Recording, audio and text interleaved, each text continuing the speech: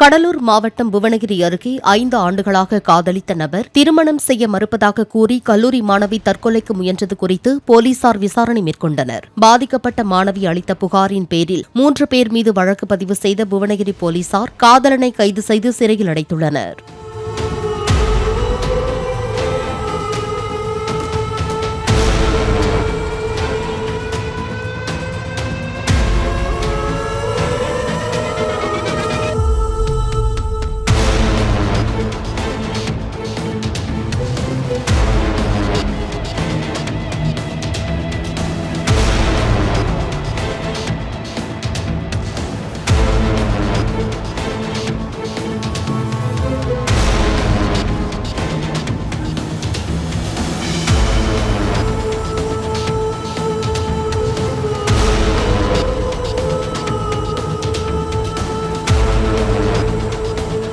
Play store மற்றும் app ஸ்டோரில் இருந்து பாலிமர் செயலியை QR கோடு மூலம் பதிவிறக்கம் செய்யுங்கள்.